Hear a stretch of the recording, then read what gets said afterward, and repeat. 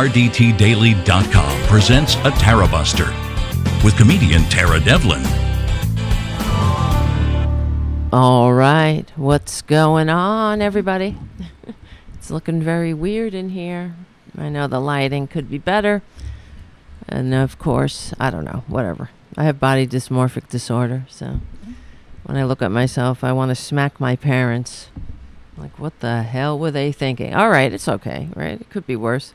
It could be better. All right. We hang out every Friday evening. We're in our regularly scheduled show time, so thank you for hanging out. If you want to hang out in the greatest chat room in American history, I see it filling up already at youtube.com/C for channel/Tarabuster. And thank you Haiku for the feedback. The mic works. Awesome. Thank you guys. And I have it's St. Patrick's Day, and I'm wearing a shirt sent to me by Joey, a supporter of the show.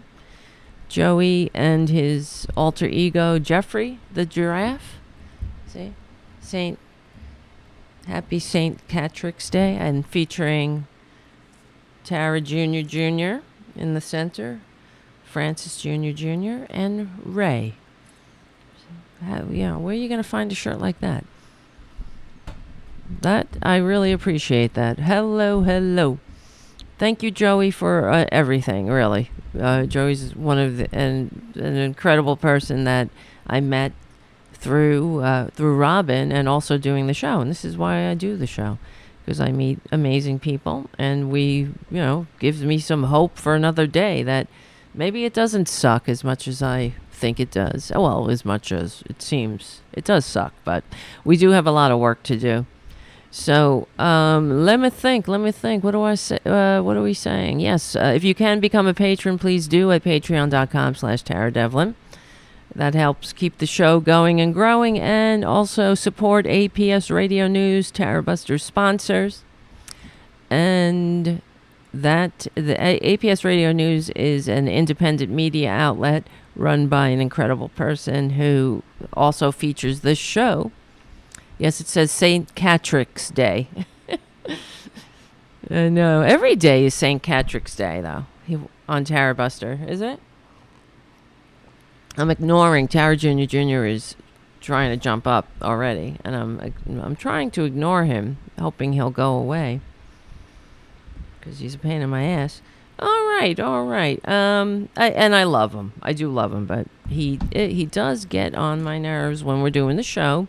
He gets on some people's nerves. If he sits here, it's one thing, but then he starts biting my hands, stepping on the keyboard. Last time he did something to the mouse. I couldn't get the mouse to work. But I love him. Let's just figure something out. Let's see. Here we go. See? There you are. See? Happy St. Patrick's Day. Say hello. He's not happy. Go sit down, please. Sit over there. Now I got hair all over the St. Patrick's Day shirt. All right, so let's just get to work. Also, like I said, I'll be doing the plugs throughout the show. You guys know what to do. Hit the like and subscribe, and thank you, Jim, for your super chat. Things like that keep the show going and growing. I cannot do it alone. Also, I have to finish setting up the YouTube membership. That might help too. I never finished setting it up. This is what I'm talking about. I'm only one person, I do have to sleep too sometimes. And it's I always got to do something. Always got to catch up with something. And all right, so what the hell just happened? Just clicked a button and everything went large on the screen. Well, anyway, let's get to work. So, and I'm sure I'll have more there. We can round back and talk about whatever else on you guys feel like talking about, but I'm sure I'll do the plugs in between. So let me think. Where do we begin? It sucks. Yeah, I guess we could start there. What a disgrace. Oh, and what do I say all the time? I've been saying it for years. Republicans hate America. It's not, I'm not being hyperbolic. It's not just some kind of empty word like woke, right? It's the truth. They really do. And every single day, it's almost shocking how it gets worse, how much their hatred of America is really they're wearing it on their sleeves. Now, years ago, they used to have to give lip service to democracy, even though in every Republican chest beats the heart of fascism. They would have to pretend that they were all, gung-ho with this constitutionally limited democratic republic. They're, yay, we love America. But they hate America, and what they're trying to do, and they have been successful with some people who continue to support them. But they hate America, but what they're trying to do is redefine what it means to be a patriot. And they've co-opted that word. They've stolen that word, patriot, when they have no idea what it means. They think being a patriot means wearing a bunch of stars and eagles on a ugly T-shirt, and it requires nothing of you. But they're confused by America.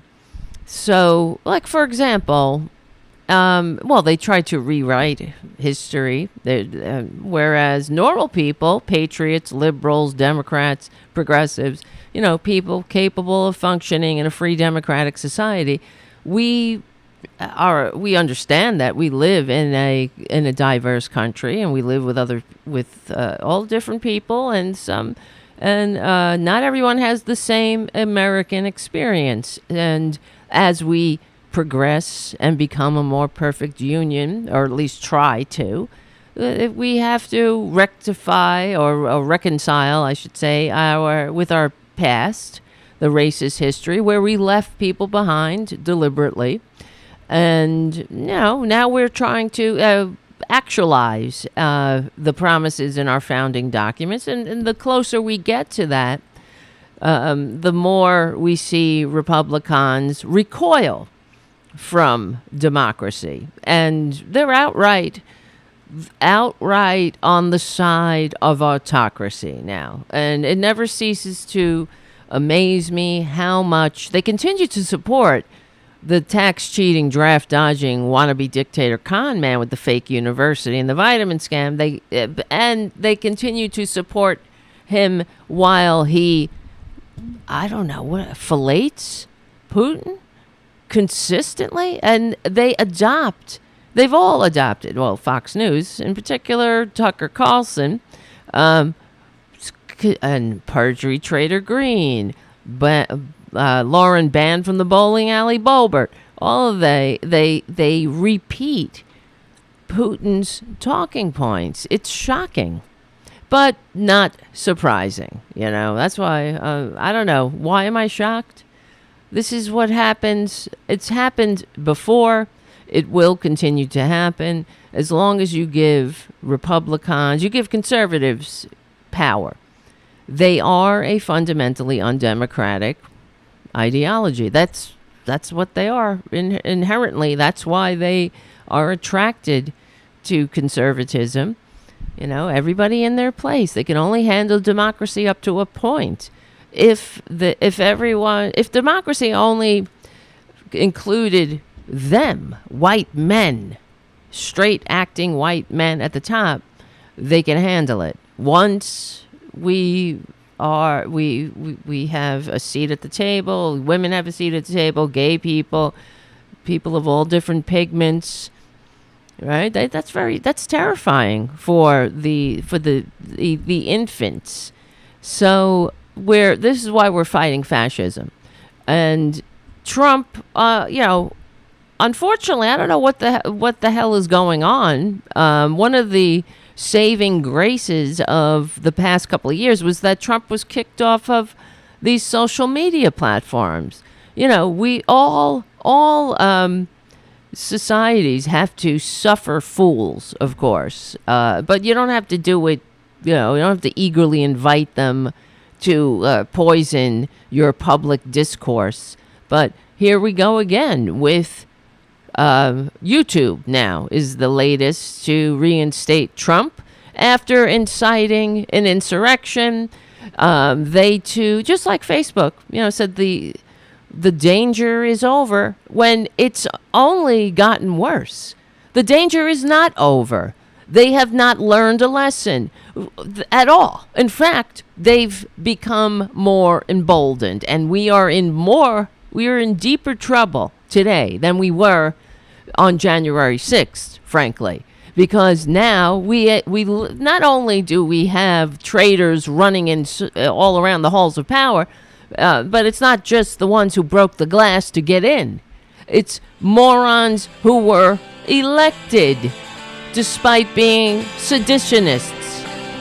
Hold on a second. We'll be right back. And for example, perjury trader Green, third day in office, she had to beg the con man, the coup plotting con man for a pardon. But here's from YouTube. YouTube restores Donald Trump's channel. The former president's channel has more than 2.6 million subscribers. This is from the Huffington Post. Ryan Grenoble writes, YouTube on Friday restored the channel of former effing president, which I can't even believe I have to say that. Donald Trump? President Donald Trump?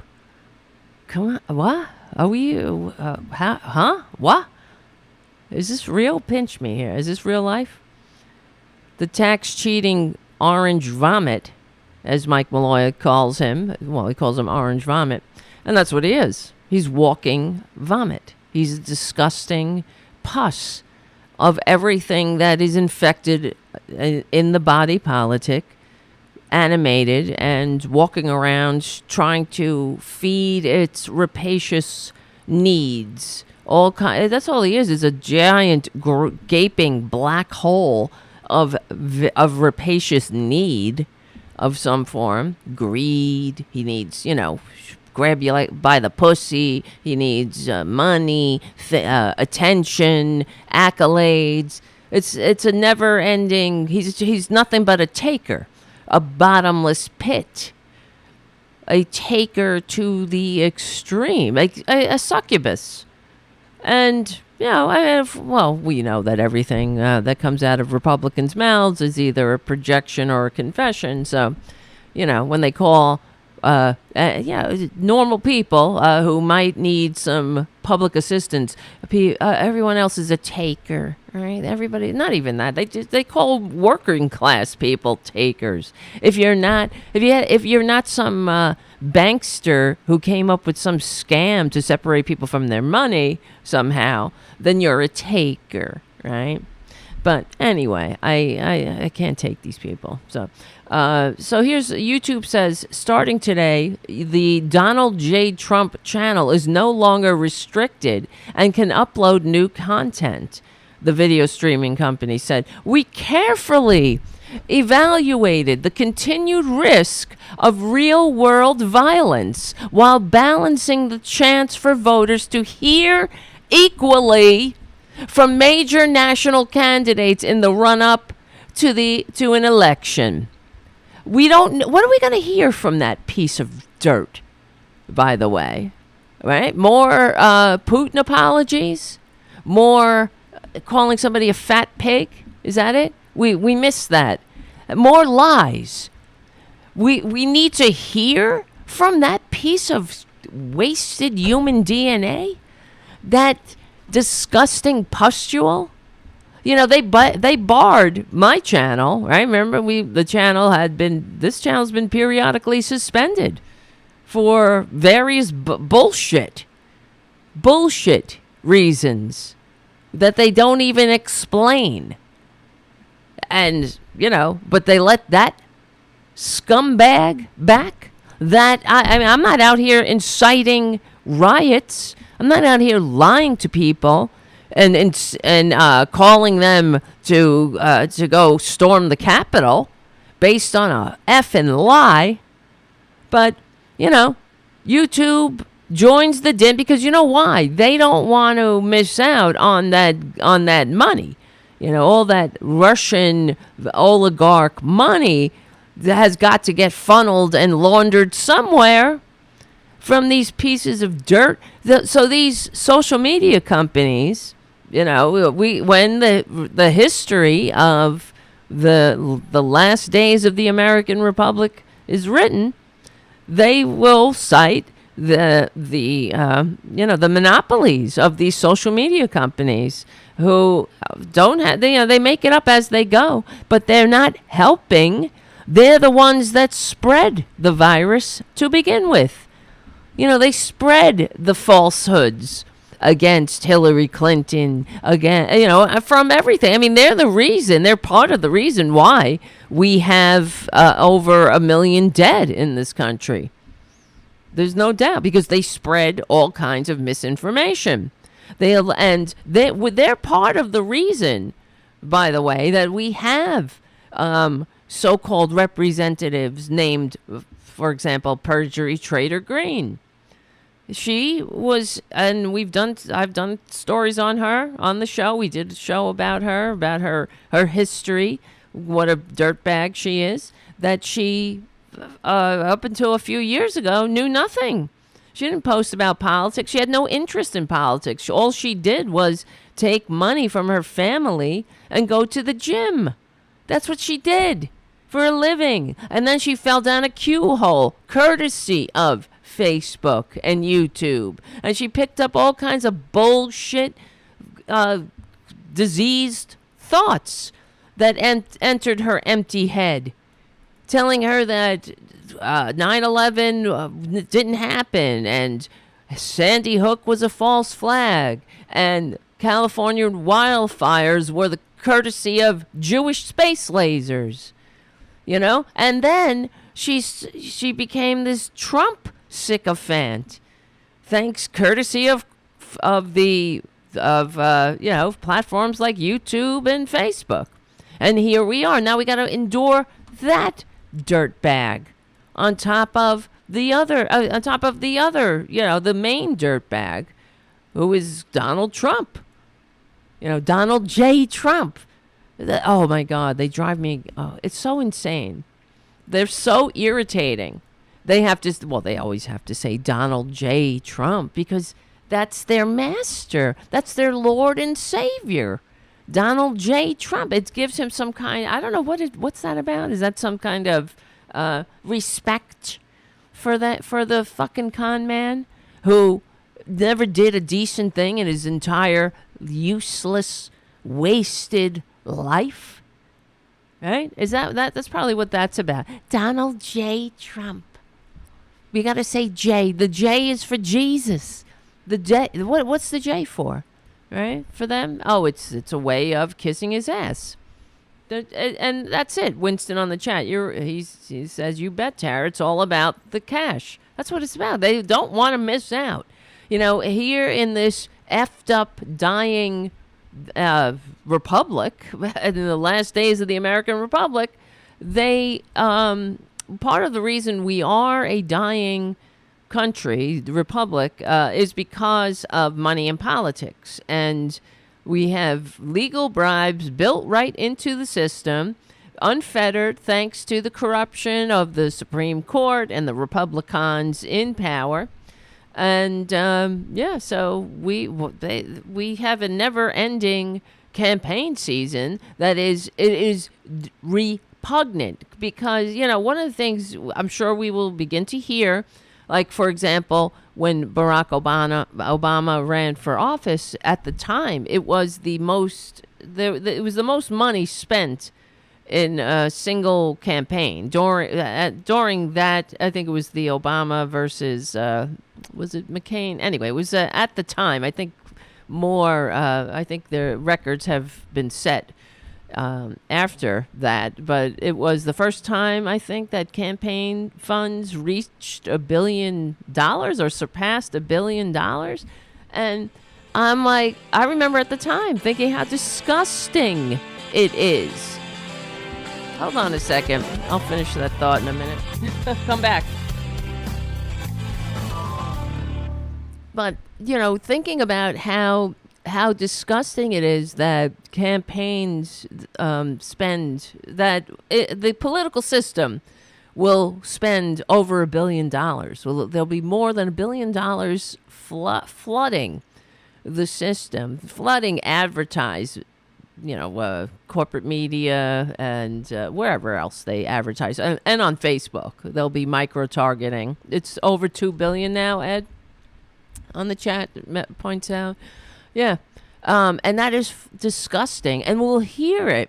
We'll when we watch the corporate media, we'll hear them, point out those statistics, but we will not hear them say a single word about how disgusting it is that the money and that there is so much money in politics. How disgusting it is that we have a system where the rich get richer, the working class are becoming more and more the working poor. And that shouldn't even be a thing. They say those terms on corporate media. They'll say working poor without even blinking.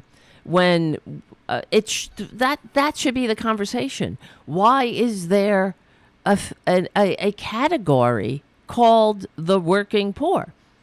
Hello, we should kind of take a breather for a second and discuss that, and don't just throw it out there. As if it's a normal state of affairs. Oh yeah, of course we have working poor, right? And the same thing with money in politics. They will see the stats. They'll say this election season there was whatever. 2 billion, 0.2 billion, 2 billion, whatever spent in the election, and no one will say anything about it. They will note that as a fact, as just a case in point, or a statistic, but they won't say how vile it is and why. They won't point out that it is the reason why the United States is now the least upwardly mobile of all the Western democracies, where we used to be the most upwardly mobile just 40 years ago. How we have the widest income gap of all the of our Western democracies, and it's just like that's just normal, though. It's normal to be to live in a country, the so-called richest country on earth, with the working poor. Yeah, we're exceptional, though, and I'm tired of it. I'm tired of the learned helplessness, and I'm tired of working people not seeing the truth, the lie. Like, just open your friggin' eyes. The Trump is not on your side. The right-wingers are not on your side. The corporations, the Fox Newses of the world, they're not on your side. They're not trying to change anything for the better. Like, for example, sorry, I have a itchy nose. Does that mean I'm getting into a fight again? That's what they say, right?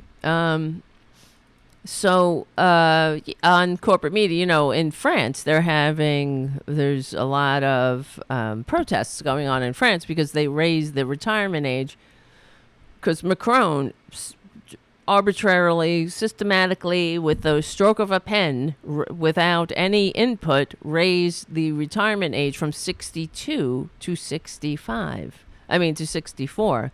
And the French are out in droves, just protesting and committing acts of civil disobedience, and they should. So here, let me just play this clip from MSNBC of them talking about that today. He has been elected for another 5 years. He was re-elected last summer, last spring. But at the same time, it could mean that it will become a lot more difficult over the next 4 years to really govern, to push through other reforms. His appointed prime minister, Elizabeth Borne, is at risk of being toppled by the opposition in no confidence votes next week, or perhaps she'll have to resign. I think a lot of people on the outside who really don't understand what it is to be French may be surprised to see such fury. There are a lot of places in the world where the retirement age is much harder. Give us a little bit of the background. Much harder, the retirement age. That's an interesting choice of words, but it's the framing. I was waiting for that, you know? I was waiting for corporate media to be like, what are they complaining about? You know, here we're lucky, right? They raise the retirement age. They're constantly trying to make people work until they drop fucking dead. But the thing about the French is that they understand that what is the meaning of life? You know, it's not just so you work until you drop. And then what? You get your mansion in heaven? That's the scam they sell you. But here, let's continue. On sort of the different mindset in France than certainly we see here, where the mindset really is sometimes your worth is measured by how much in demand you are and how many hours you put in at the office. That's not, I mean, this drives me up a wall. Who came up with that rule? Your worth is determined by how in demand you are and how many hours you put into the office? If that's the case, then there's a big problem. That's why we need unions in this country. And we need, you know, this so-called work-life balance we hear so much about. People work because in many industries, if you don't work, you don't get paid. You know, I mean, by the hour. There's no sick leave. If you need a sick day, you don't get paid. There's no, barely a social safety net here. And workers, and this is what Republicans love, you know, they love independent contractors, and they love the way corporations set up all the sub-corporations so that they can hire independent contractors. So even though you're working for a corporation, and you go in every day, but you're actually working for subcontractor LLC, ABC LLC, whatever it might be called, but it's actually set up by the company. So some other tax scheme, tax shelter way that they get around, whatever they get around, you know, it's always obviously it's to benefit the executives and the stockholders. That's it, not the workers. But the point is, what's the meaning of an economy? We never asked that question. And what is this? Americans get their worth by how many hours they put in. It's because they've been suckered. If that's the case, they've been duped and suckered.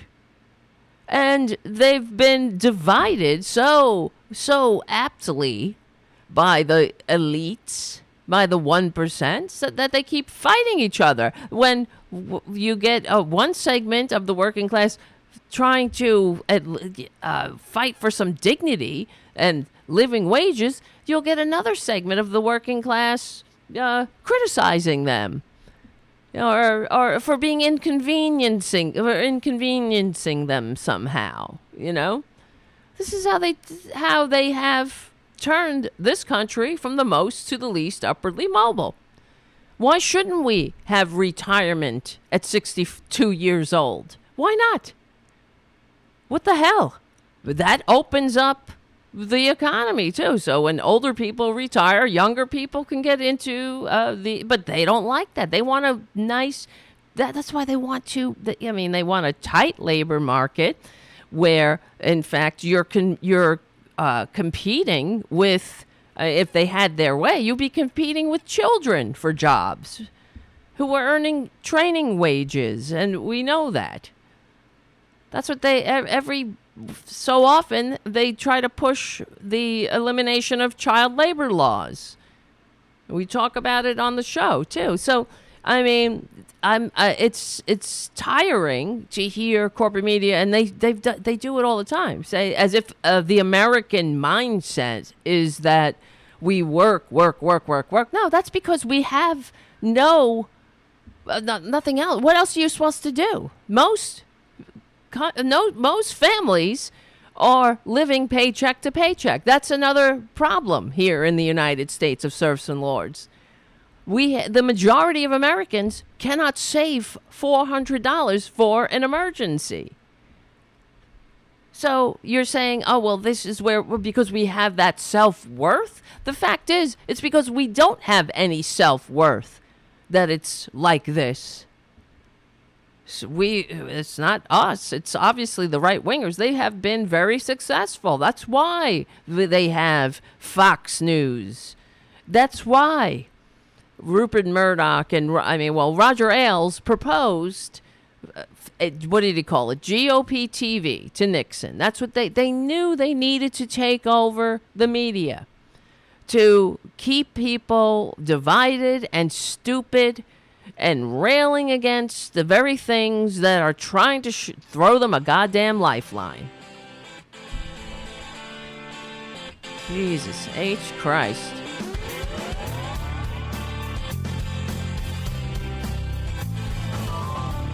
All right, we're back. Ed II says on the chat, the French take a month off. Yes, and they also, it's not just the French, though. In other countries, there's vacation. We're the only country that doesn't have any mandated federally mandated vacation time or sick leave. You know, we're up there with like the Congo, and I'm sure. I don't have the stats off the top of my head, but we're not in very good company at all. It's unbelievable. You know, so in England you get a month off. In other countries, let me see. Now that we're talking about it, mandatory vacation by country. Yeah. Let's see. The majority of nations, including all industrialized nations, except the United States, advances in employee relations have seen the introduction of statutory agreements for minimum employee leave from work. That is the amount of entitlement to paid vacation and public holidays. Companies may offer contractually more time. Companies and the law may also differ as to whether public holidays are counted as part of minimum leave. So keep in mind, except the United States. Look at this map. See this? The white on the map represents no mandatory vacation at all. So here we are, USA. What else? I don't know what country that is, but you know, Congo, some countries in Africa. It's not, I don't know. I would think you'd not want to be in different company. It's ridiculous. Look at this. Afghanistan, paid vacation, 20 public holidays. Well, total paid leave. Let's just go to the total. Afghanistan, 35 days paid. Albania, 32. Algeria, 41. Andorra, 45. Angola, 33. Antigua, 23. Argentina, 29. Armenia, 36. We can go through the whole thing. Australia, 30. Austria, 38. The Bahamas. Oh, Azerbaijan, 40. The Bahamas, 20. Bahrain, 44. Bangladesh, 21. Barbados, nothing. Well, I guess we're in company with Barbados. Belarus, 33. Belgium, 30. Belize, 27. You know, just going on and on. We can go through the whole alphabet. Burkina Faso, 45.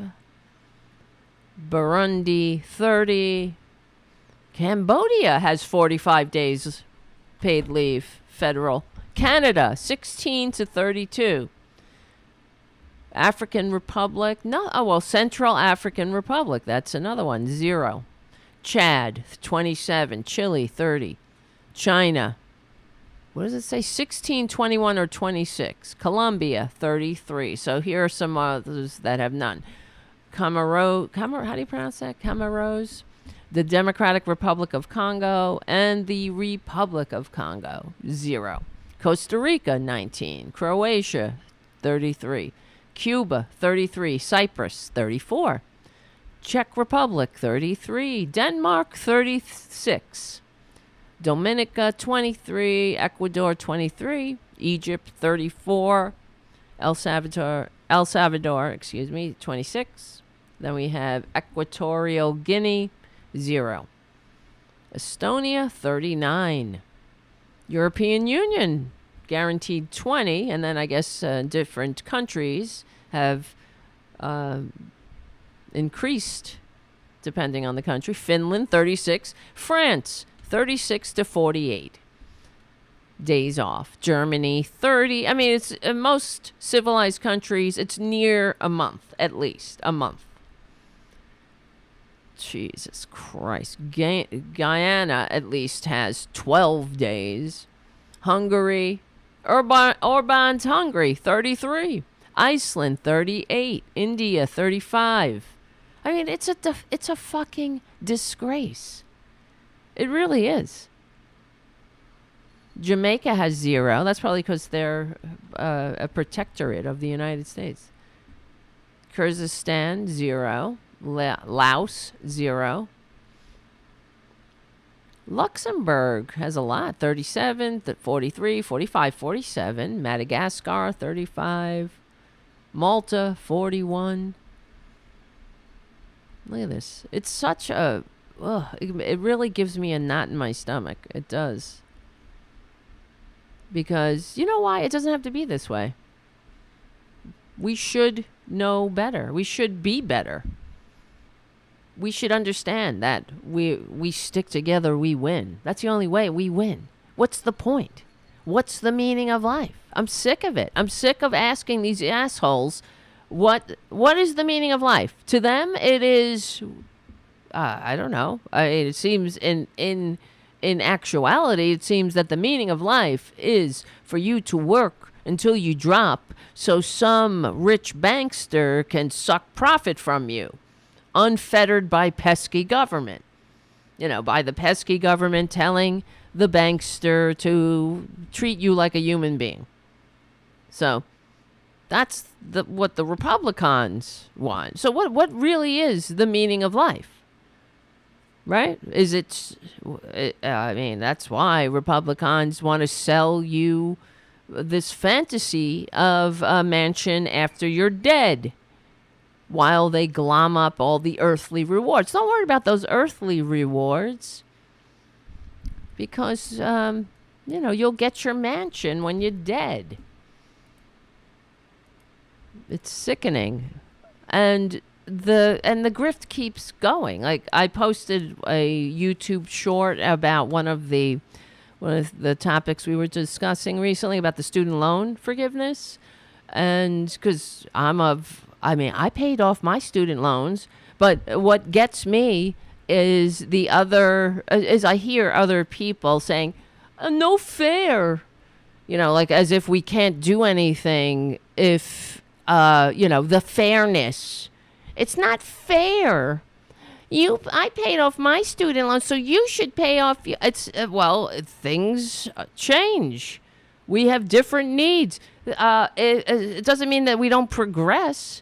The fact is, the cost of college used to be free in this country, and there's a lot of damn banksters taking advantage of a system and treating, as usual, not education in the country as an investment in the country, but as yet another way to siphon profit from the hosts, and leave them discarded. Discard the husk without apology.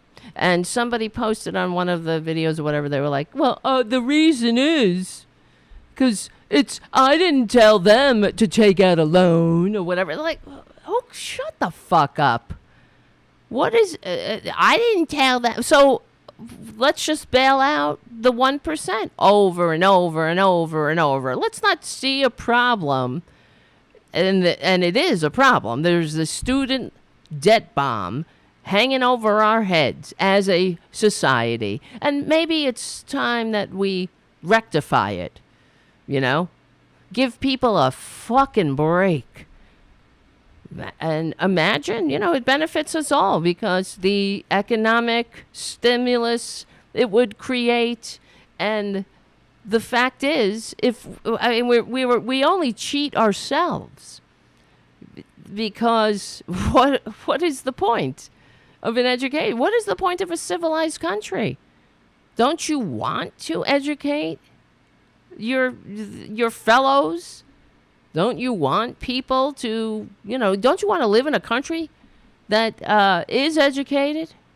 You don't want to live in a country of dumbasses, do you? But I guess people just don't get it because they have been so propagandized to be every man and woman for themselves, and that's it. You're not your brother's keeper, I guess. Fuck e pluribus unum, because we should just change the motto. I know Republicans hate that motto. They hate it. They always say that our national motto, they lie and they say, our national motto, in God we trust. It's not in God we trust. That is not our national motto.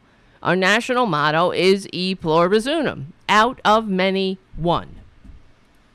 So let's change it because obviously you don't know what that means, Republicans. It should be, I got mine, Jack, sucks to be you.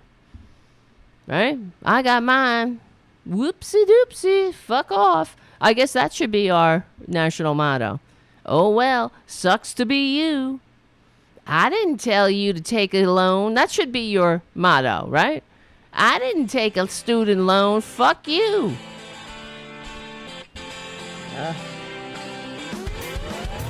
How can you get through to people who are thick?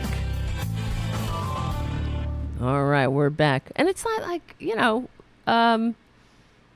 not like we don't got the money. This is what gets on my nerves, especially like watching the, what do you call it? The French protest, the injustice of an authoritarian sweep of one guy's pen, and he affects the future generations forever and ever, amen, and transforms a society from one that understands that, we're in this together. And life is more than just making a few people at the top very rich. And it's sad, frankly. It's sad that the American people don't seem to get that. They are so, and that's the other thing. What Republicans have done to this country, they've not only changed the national motto, or at least tried to, from e pluribus unum to in God we trust, but they just try to transform they try to redefine what the American dream means. Right? That whole, the American dream, living the American dream. What was the American dream? The American dream used to be, you too can have a decent middle class life. That every worker, regardless from high to low, was treated with dignity and respect, earned a living wage. You too can, work in a decent, earn a living wage, work in a decent working conditions, and retire in dignity. That's the American dream, and it was for generations. And the Republicans deliberately redefined that. They over time, using their propaganda outlets, changed it to, you too can be a billionaire. You too can come up with some scam. That's the American dream. Entrepreneur. Be an entrepreneur somehow. When that's not the American dream, because the fact is, most people are not going to be entrepreneurs. So, because somebody comes up with some way to do something and they make money. I mean, some people come up with good ideas, but I don't think that just because someone comes up with like Amway or Trump Network vitamins or some other scam doesn't mean, they're not doing anything. It's like the whole banking industry. What do they do? What does the banking industry do? They don't build anything. They don't create anything. They come up with algorithms and they come up with, they write programs to high frequency trade and come up with scams to separate people from their money. So there you go. I don't know. It's about time that the American people stop falling for it. This is the thing that gets me with Republicans. Like, they fall for it every time.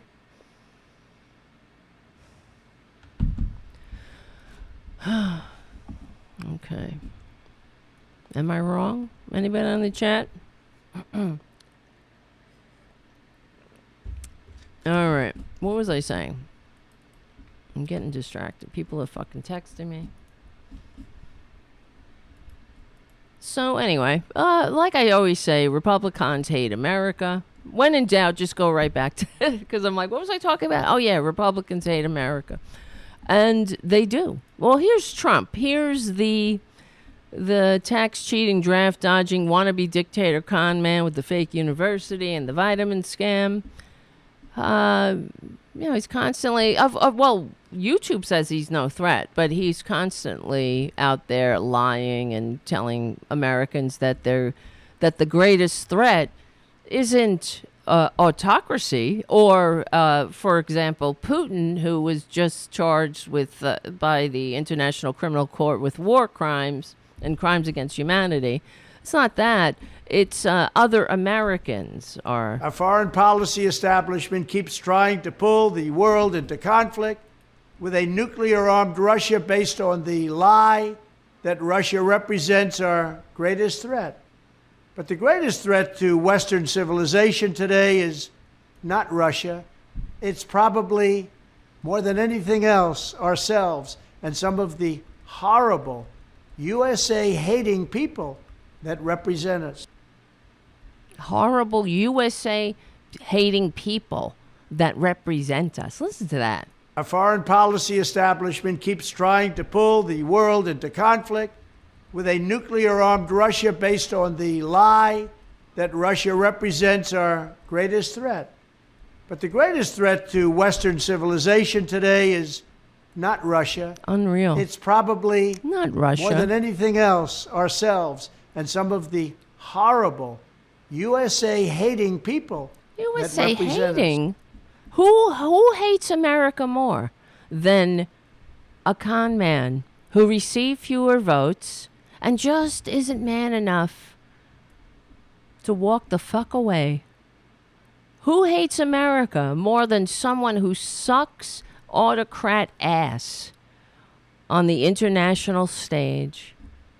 I mean, remember Trump in Helsinki embarrassing the United States, and he's an embarrassment to anyone who has any shred of integrity or a spine. With that being said, all I can do is ask the question. My people came to me, Dan Coates came to me, and some others. They said they think it's Russia.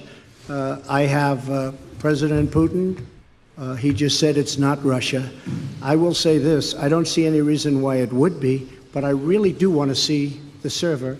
But I have very strong and powerful confidence in both parties. I really believe that this will probably go on for a while, but I don't think it can go on without finding out what happened to the server.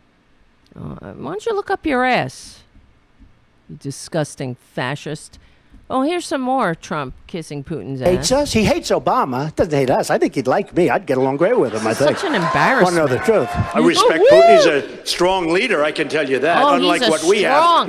Why don't you jerk off?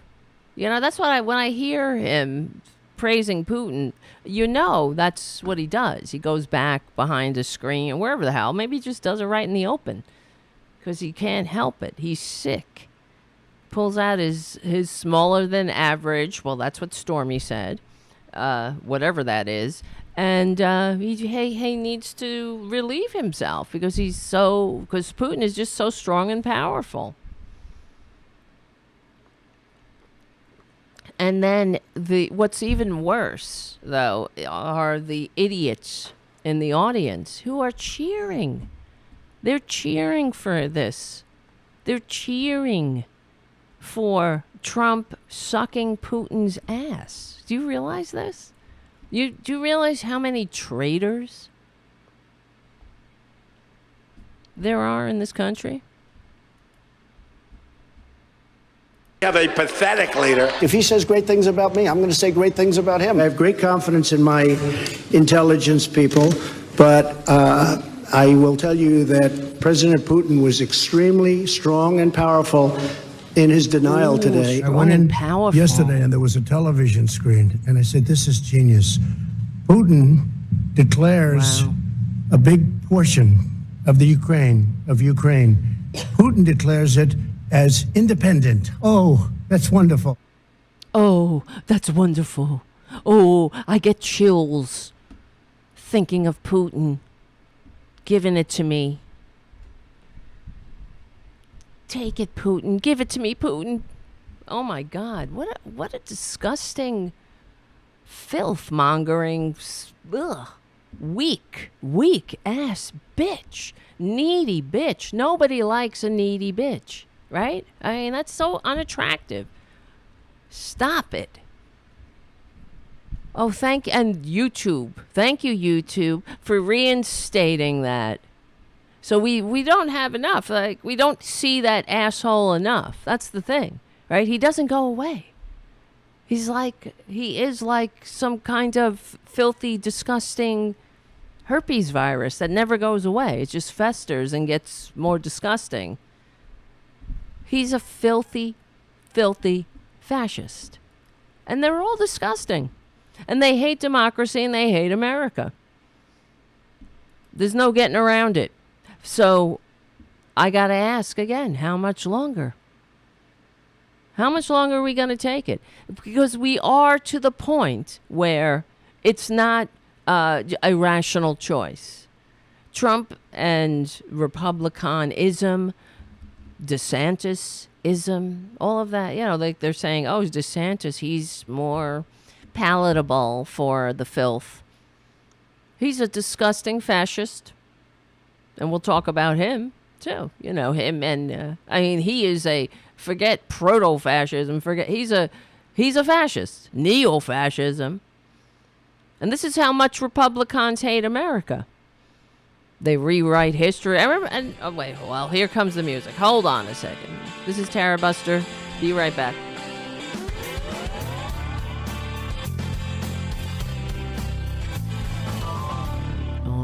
All right. I just hate them. I hate them. The greatest threat to America are other Americans. Well, he might have that right, but he's not. It's not pro-democratic, small d democratic Americans. It's the fascists who hate America. Like this one. Here's another Trumpanzee. We are just drifting farther and farther away from God, and God help us. That, what can you say? Pray. That's Lauren Witzke. She's one of these maggot morons.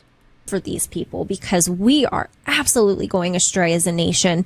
And, you think Putin will liberate us? I don't even know what to say. Listen, I'm shocked. Listen, that is perfectly fair for us to say. People are going to be like, my goodness, what are you, like, bunch of pro-Pootler? Bunch of Pootlers? Because they like to quantify it. I'll tell you this. I wish we had a leader. We are Christians that we hear a world leader talk about the Holy Scriptures not in a manner that's denigrating. Not that it's like a characteristic of an extremist or a terrorist. That's our government's position right now. Republicans are the domestic enemies the founders warned us about. There's no getting around it. Will Putin liberate us? Putin's a strong leader. Not our leaders, not the Barack Obama, not Joe Biden, not the representatives that the majority of Americans vote for. And we realize that this is not a center-right nation, that most people vote, they don't vote for Republicans. Republicans represent a minority of the population. They receive fewer votes, and they have a minority ideology that they shove down everybody's throats. And these are the ones that are always crying about people and policies being shoved down their throats. But they're the ones shoving their dead-ender ideology that nobody wants down everyone's throats. Like their stupid fake Christian ideology, the fake Christ that they worship. They don't worship Jesus. They hate Jesus. They'd beat the shit out of Jesus if he came back. They would. They'd crucify him again, like they did the first time. So, and there they are. Yet again, this is what they do. They hate America. They like Putin because he's an autocrat. He hates gay people like they do. He hates, has the iron fist of hierarchy over the Russian people. There's no democracy there. There's no free press. Try to be free press there, and he's got some poison for you. So that's what they want here. This is why when people show you who they are, believe them. They go and they do CPAC. They do their gaggle of Nazis, the CPAC convention in Hungary, in autocratic states. They hate America. They use what's going on in other countries, in authoritarian countries, and they use that as a model of what to do here in America, because they hate America. They hate democracy. They hate e pluribus unum. They hate the nation of immigrants. They hate the nation of laws. They hate the Constitution. Come on, prove me wrong. They do. They hate it. Anyway. Hold on a second. Somebody's annoying me.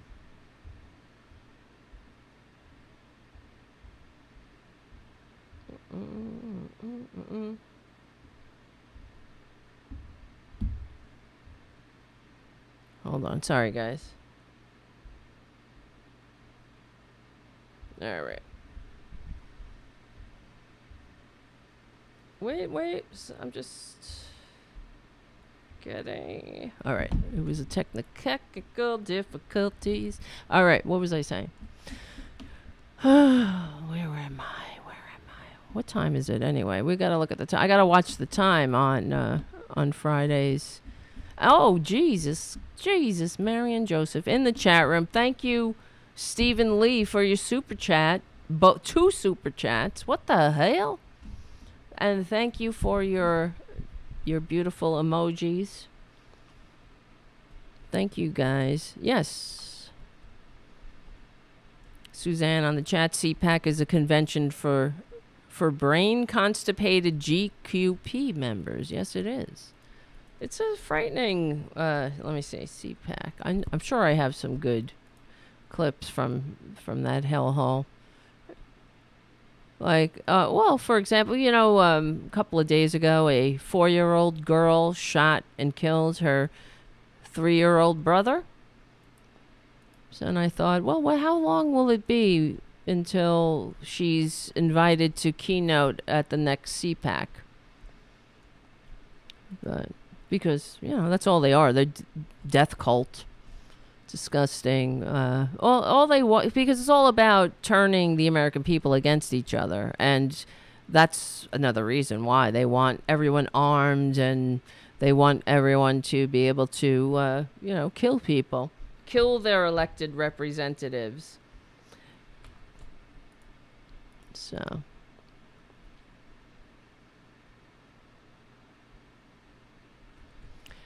All right, let me see. Hold on a second. lost my... Okay, here we go. For example, all right. One of the things that we're talking about, DeSantis, he's a fascist. We know that. And they hate America. For example, one of the things that DeSantis is doing, because he is a fascist, is he is trying to rewrite history. And I remember, I think I told you the story not too long ago. I said something. I was having I commented on a YouTube video or whatever, and I said something about this racist ass country, and some right winger accused me of hating America for saying that that this is a racist country, and I beg to differ. It's not about by calling something what it is does not mean you hate America. By pointing out the obvious and trying to work for for change, taking a fearless moral inventory of the reality of this country is not hating America. In fact, I will argue that those who refuse to see the truth actually hate America because they don't want America to change. They want people to remain stupid.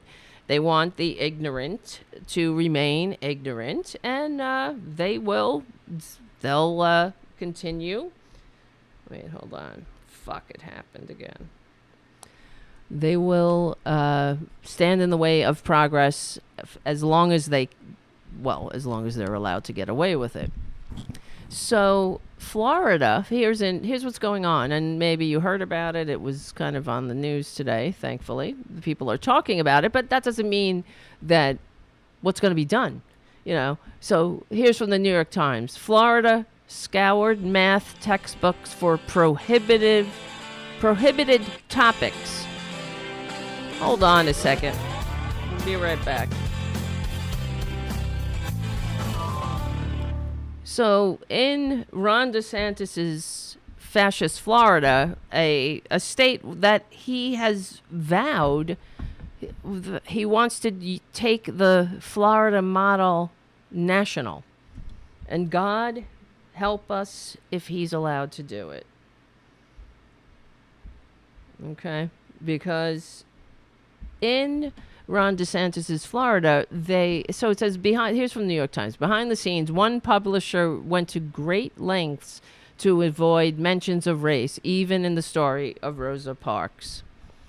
So the nitty-gritty process of reviewing and approving school textbooks has typically been an administrative affair. And this is from the New York Times by Sarah Mervosh. Drawing attention of education experts, publishing executives, and state bureaucrats. But in Florida, textbooks have become a hot topic, part of Governor Ron DeSantis' campaign against what he describes as woke indoctrination in schools. So we know, though, as we played on the last show, that girl, that woman, whatever the hell her name is, who doesn't know, who wrote an entire book on woke, but didn't know a damn thing. Didn't even know her name was Bethany Mandel. She couldn't define it, and the clip went viral because she looked like a stammering idiot. So, yes.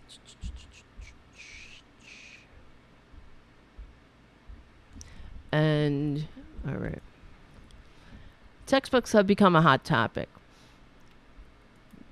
in the war on woke, particularly when it comes to race and gender. Last year, his administration, the DeSantis administration, made a splash when it rejected dozens of math textbooks citing prohibited topics, which the only thing that meant was that it included mentions of those with darker pigment. Now the state is reviewing curriculum in what is perhaps the most contentious subject in education, social studies. In the last few months, as part of the review process, a small army of state experts teachers, parents, and political activists have combed thousands of pages of text, not only evaluating academic content, but also flagging anything that could hint, for example, at critical race theory. A prominent conservative education group, then this is where the problem lies, too, because it's not just that that DeSantis is a fascist, it's that we have companies bowing to him, you see, like this book publisher, the social studies book publisher. So, wait. A prominent conservative education group whose members volunteered to review textbooks objected to a slew of them, accusing publishers of promoting their bias by mentioning what? Rosa Parks? And in a sign of how fraught the political landscape has become, one publisher created multiple versions of its social studies material, softening or eliminating references to race, even in the story of Rosa Parks, as it sought to gain approval in Florida. And this is how fascism takes hold, because you have these corporate entities. And then, you know, we know from history, like in the run-up to Nazi Germany, as the Nazis were gaining power in Germany, they found plenty of willing co-conspirators to fund them, even here in the United States. Of course, we had a large contingent of Americans that were pro-Nazi, pro-Hitler, and encouraged the whoever they could. It's sort of like the traitors we have to deal with today, dealing when it comes to Putin, you know, praising Putin. But it was the same thing with the conservatives back before we entered World War II. They did all they could to side with Hitler, to get their politicians to leave Hitler alone. So, in a sign out here, where was it? Even in the story of Rosa Parks, normally a state adoption is a pretty boring process that few of us care about. But there are a lot of people watching this because the stakes are so high, said Jeff Livingston, a former publishing executive.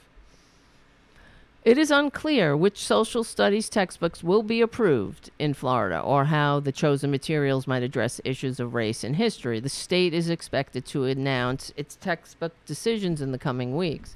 Florida Department of Education, which mandates the teaching of Black history, emphasized that the requirements were recently expanded, including to ensure students understood the ramifications of prejudice, racism, and stereotyping on individual freedoms. Isn't that sounds incredibly woke to me, though?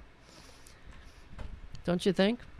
But Mr. DeSantis, a top Republican, 2024 presidential prospect, also signed a law last year known as Stop Woke.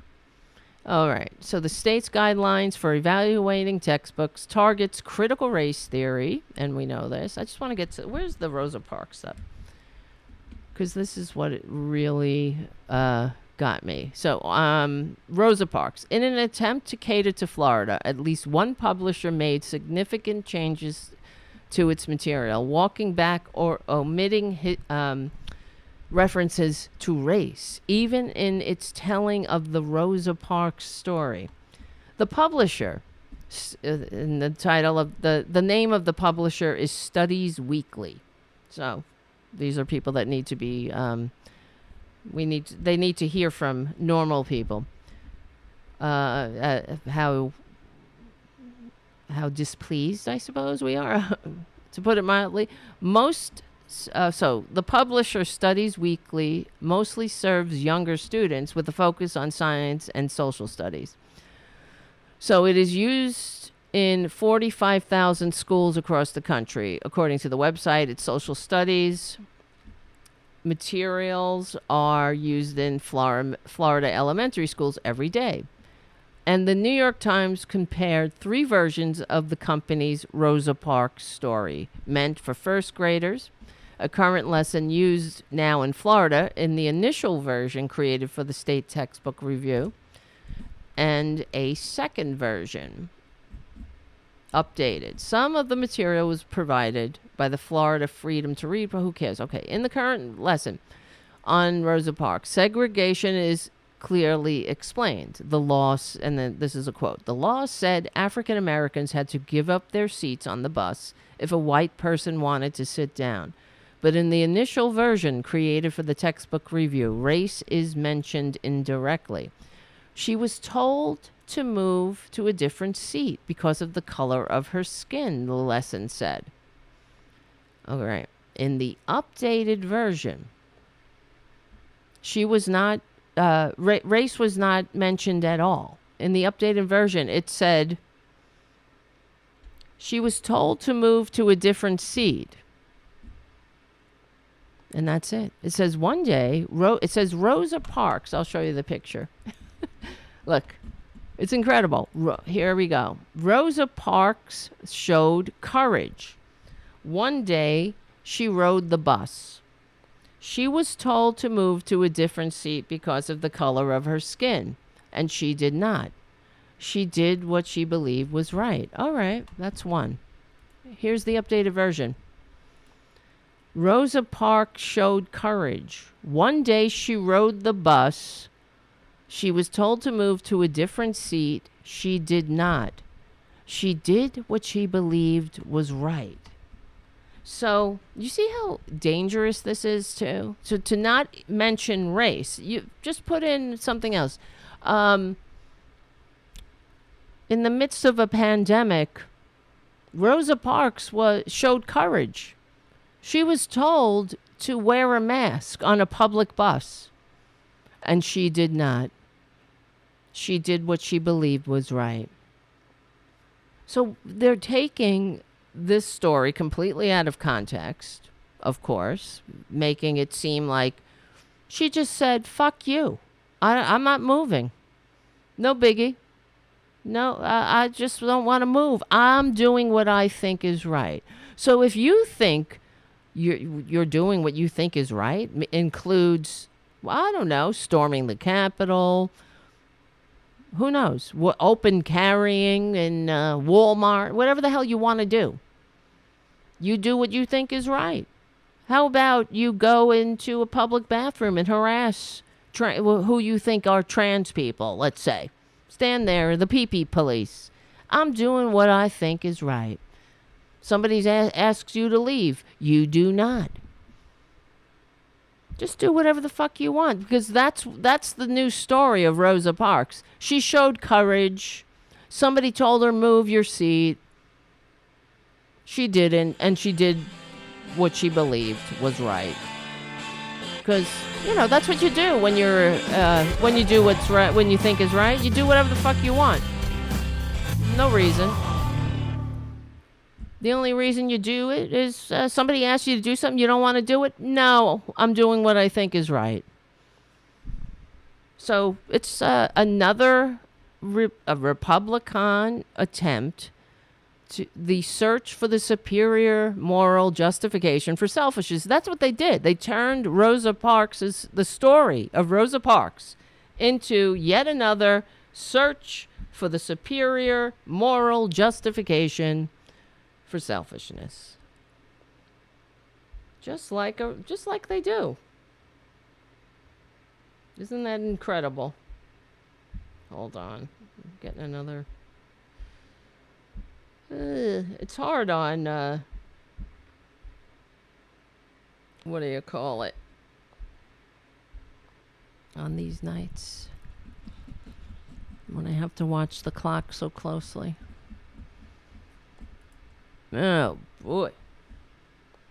Anyway, who is this? Process a group of blah blah blah blah. All right. I'm doing what I think is right. By saying, no, I will not move. Like, no reason.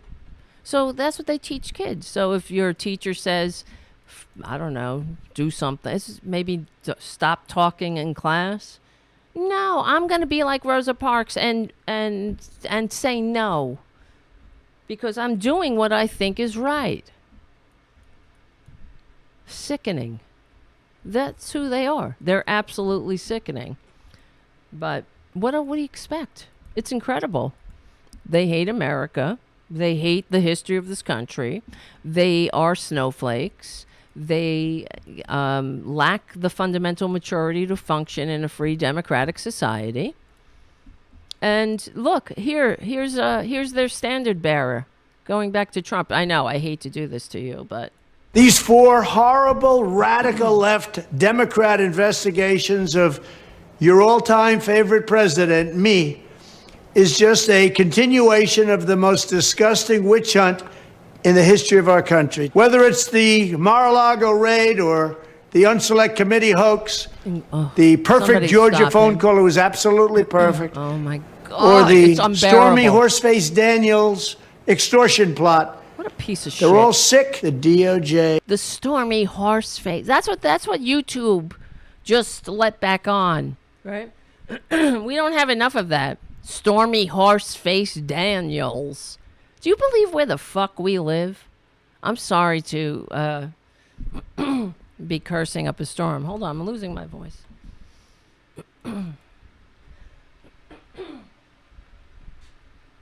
The Stormy Horse Face Daniels. Committee hoax, the perfect Georgia phone call, it was absolutely perfect, or the Stormy Horse Face Daniels extortion plot.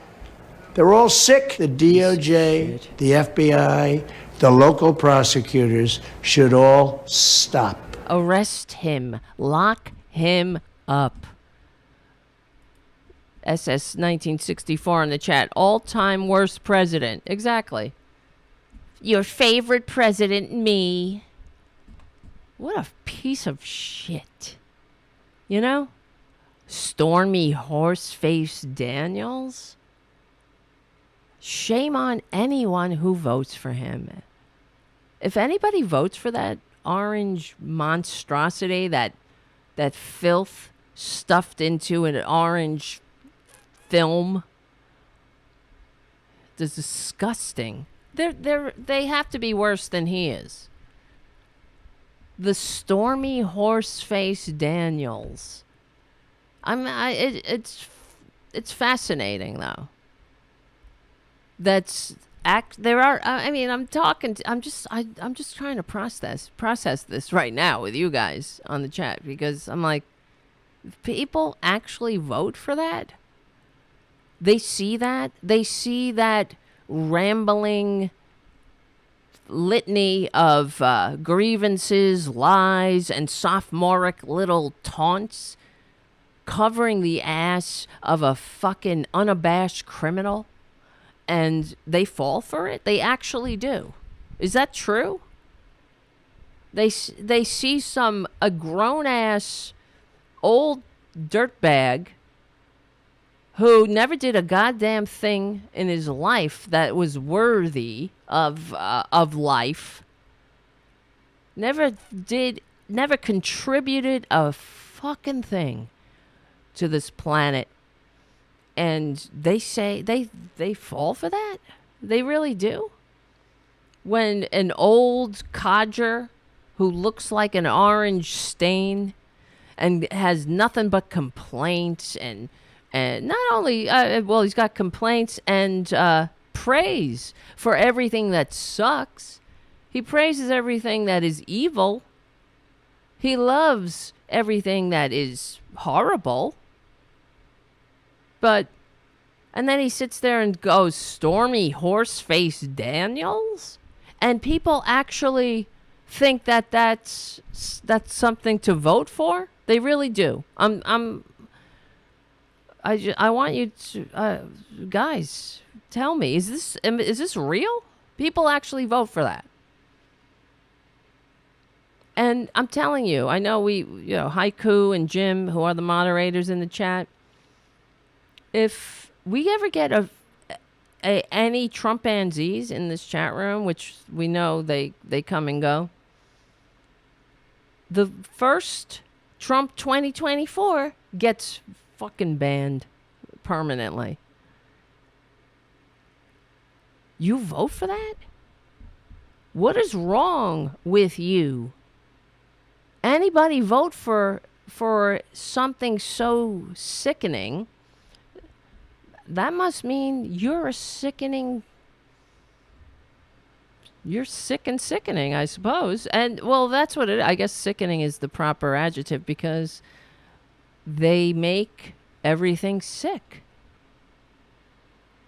One of the things you would expect from government, and you expect from a community, if the community is functioning and is somehow decent, you want to bring out the best in each other. But how can you have a great country if you can't even have a good person? If you can't even vote for a good person? Stormy Horse Face Daniels. That's your president. Fascists, congratulations. You embarrass yourself again. Congratulations. You showed us all who you are yet again. That you are unfit, unworthy, vile, wastes of human DNA.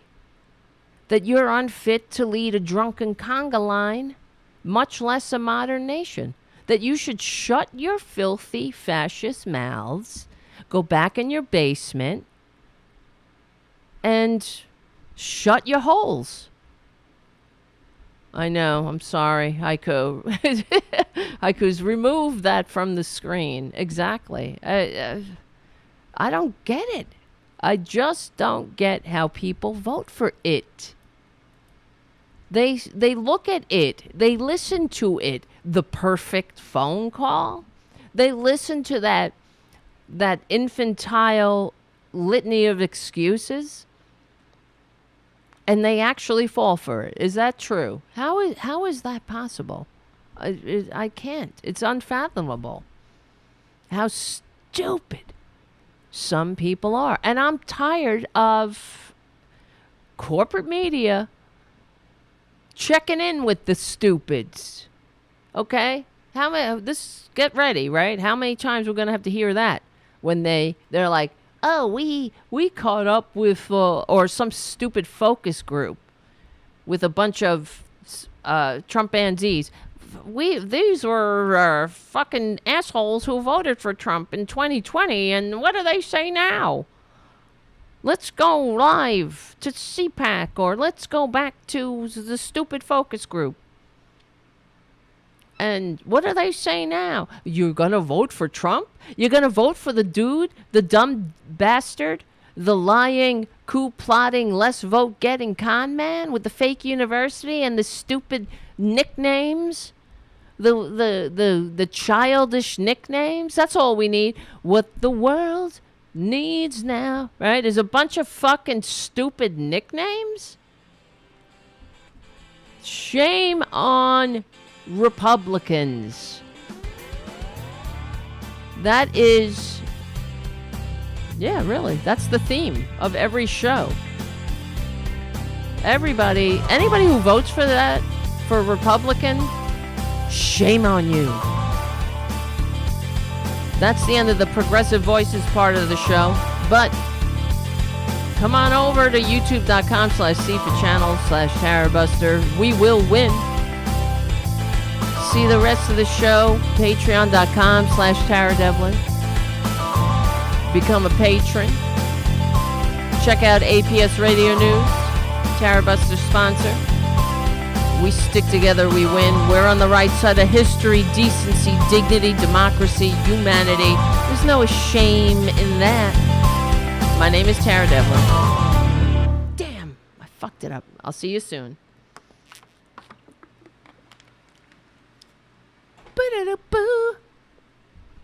I don't know. I'm in shock.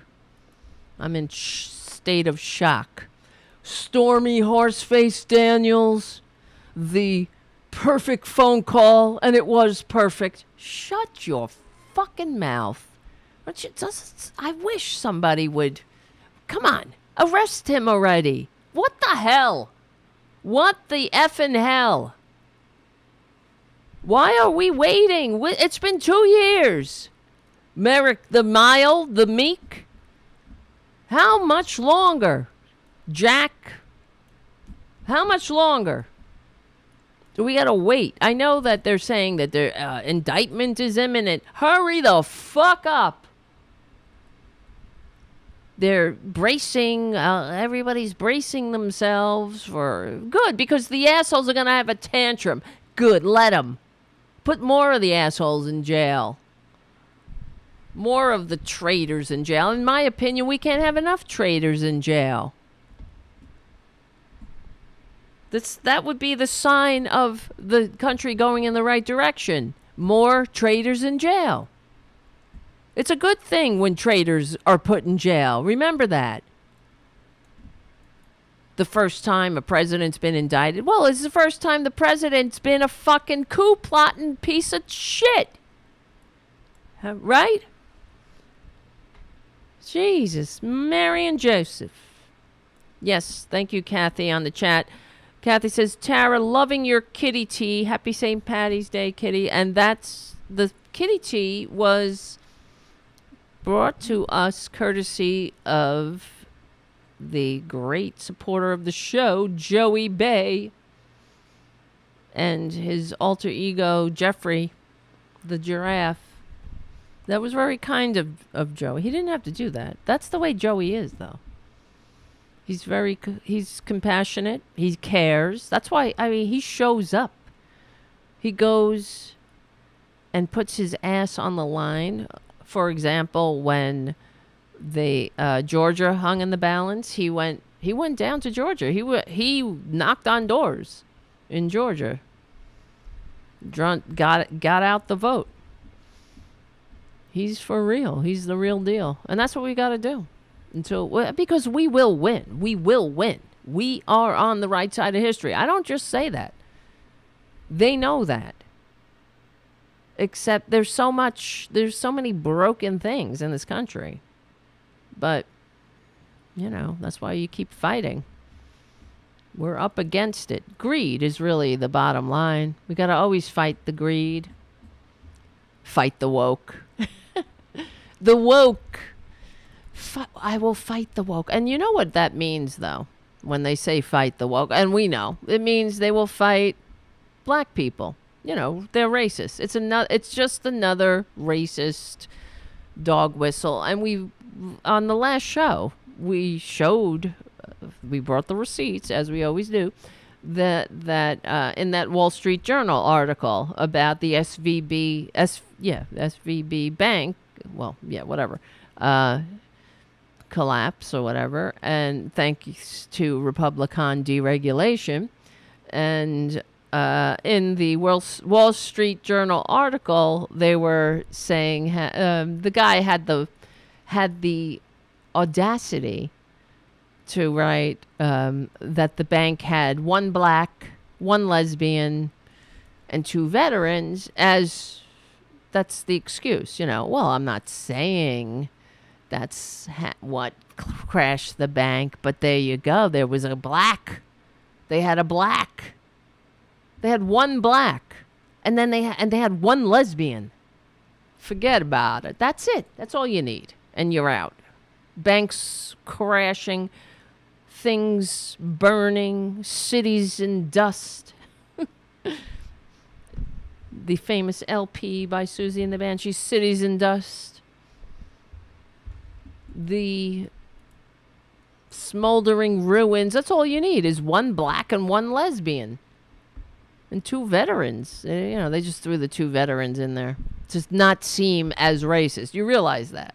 They didn't have to even mention that, but they had in the article. He threw that in there because it was like, see, I'm not racist. I'm just pointing it out. It only takes one black to destroy something. So when you got one black, one lesbian, what hope is there for a bank to survive? You only need, as history shows us, that only white people can do anything properly. Never mind the first Republican Great Depression. Never mind the second Republican Great Depression. Never mind the collapse of the economy or the banking, financial, blah, blah, blah. Never fucking mind. It's that one black that did it. Because you got all the whites and then one black. It's like, whoop. You know, the scales. It's just something is right. Jesus is crying. You know, I'm not racist, but I'm just saying. You know, I'm not racist. I'm just saying everything's woke. Right? That's all it is. Woke is just another, and it's just another way of saying I am, I don't like, it's really just another way of saying the N-word. It's Lee Atwater's old dirty tricks, as the famous quote. Back in the day, you said N-word, N-word, N-word. Now you can't say that. So you say busing, you say school busing, you say other things that people think.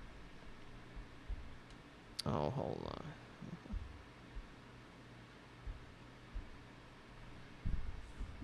You say other things.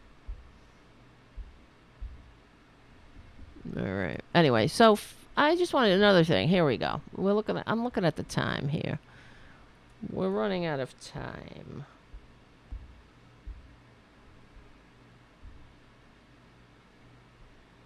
So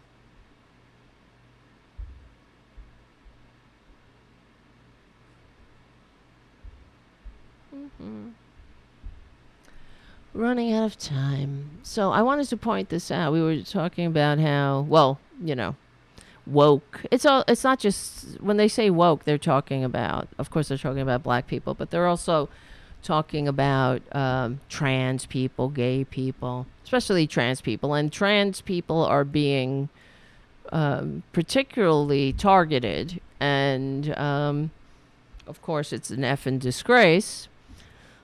I wish it was merely a disgrace, but it's also, it's fascism. So here is an article from the Daily Kos.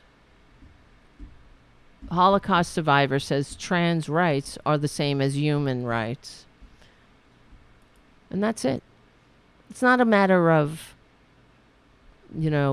cultural or whatever the hell. This is what gets me insane about how the corporate media in general deals with Republicans. These Republicans are targeting minority groups, especially trans people. It's not about whatever they think their stupid fake Christian religion tells them to think.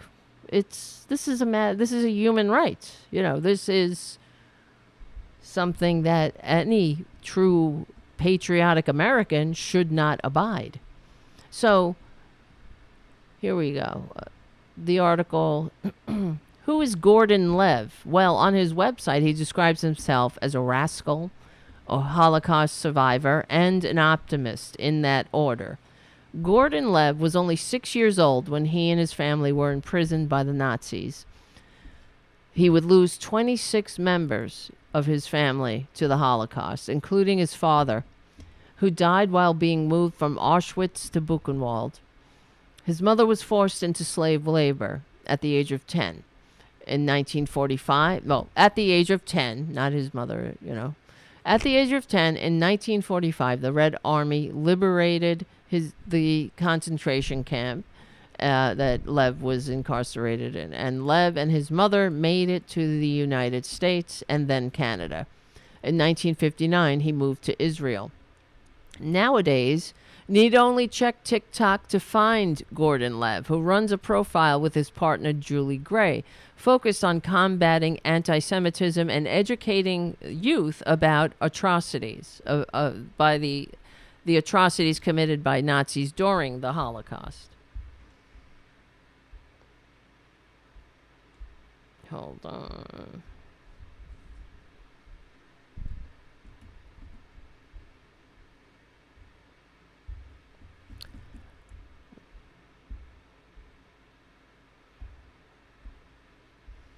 All right. Now, let me see.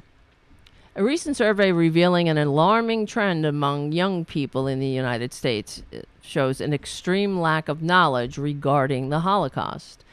A nationwide survey released on Wednesday shows a worrying lack of Holocaust knowledge among adults under the age of 40. The survey, touted as the first 50-state survey of Holocaust knowledge among millennials, showed that many respondents were unclear about the basic facts of genocide. 63% of those surveyed did not know that 6 million Jews were murdered in the Holocaust, and over half of those thought that the death toll was far fewer than 2 million. Over 40,000 concentration camps and ghettos were established during World War II.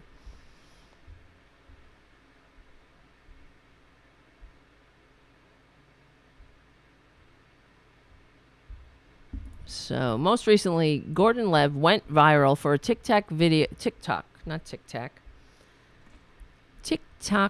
where he offered his solidarity with transgender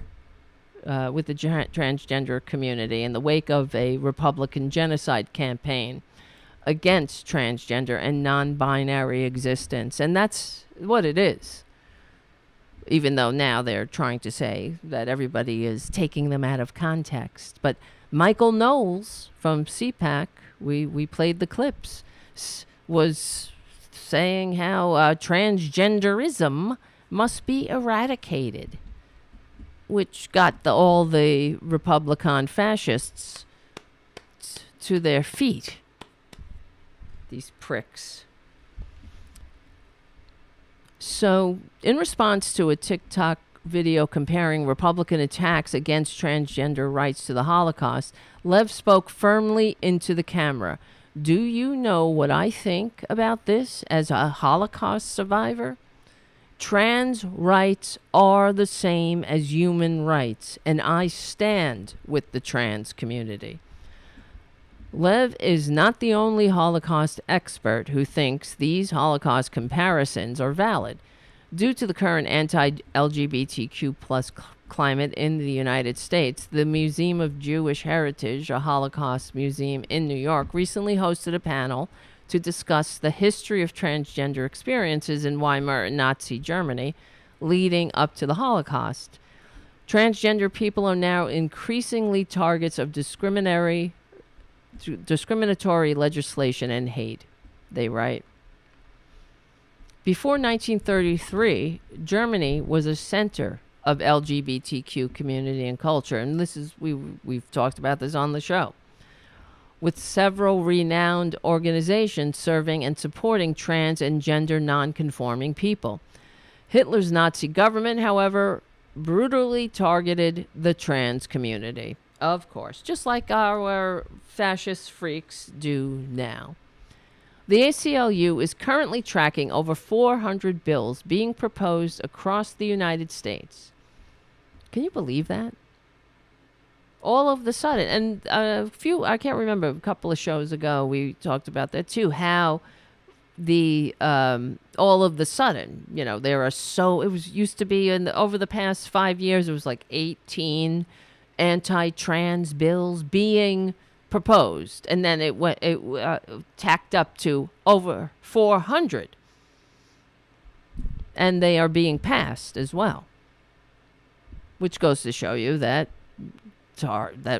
Republicans are deliberately targeting the trans community, and it's purely political, just like the way, even though, I know that Hitler was a true anti-Semite, but it was a political tactic.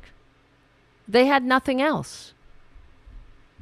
That's how else do you become, you take over a country. What did they say? What did the Nazis say? Tell them they're under attack. And denounce the detractors as for lack of patriotism, right? It works the same in every country. That was a Hermann Göring quote. So, Before 1933, Germany was a center of LGBTQ community and culture, with several renowned organizations serving and supporting trans and non-gender conforming people. Hitler's Nazi government brutally targeted the trans community, deporting many trans people to concentration camps and wiping out vibrant community structures. The ACLU is currently tracking over 400 bills across the U.S. targeting LGBTQ rights this year alone. The legislative blitzkrieg has experts also drawing comparisons to genocides, like in Florida, where these bills are becoming draconian laws, basically restricting human rights, especially for transgender and non-binary people, while Republicans and far-right figures who push anti-trans hate decry any accusations of genocide as hyperbolic, as they will, because they're filthy cowards. It's experts and Holocaust survivors who are emphasizing how Holocaust and Nazi history can inform this embattled period for transgender and non-binary rights. So who are you going to believe? Ron DeSantis or Michael Knowles? When Michael Knowles feigns indignation at being called out for his horrible comments, and also, it's not. I wish it was just words, but that's how it all starts. It starts with words. That's how the Holocaust started, with words, and it ends with dead people, with dead human beings, and I know it is. I'm telling as I was telling you guys, I was talking to Robin Kincaid, and we were discussing and the stress of being a trans person in this country. I don't know. I could only imagine as a gay person, but the with a target, walking around with a target on your back. But the fact is, this is where we have to stick together. And we will win. We will win. We must show even more courage and even stand with our trans brothers and sisters even more unapologetically, fiercely.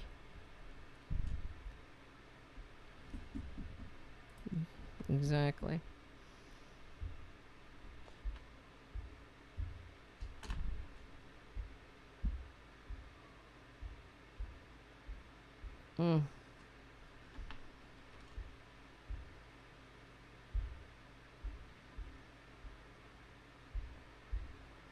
Hold on, something's annoying me. All right. This is what happens. I'm sorry, guys. When you get a new computer, shit just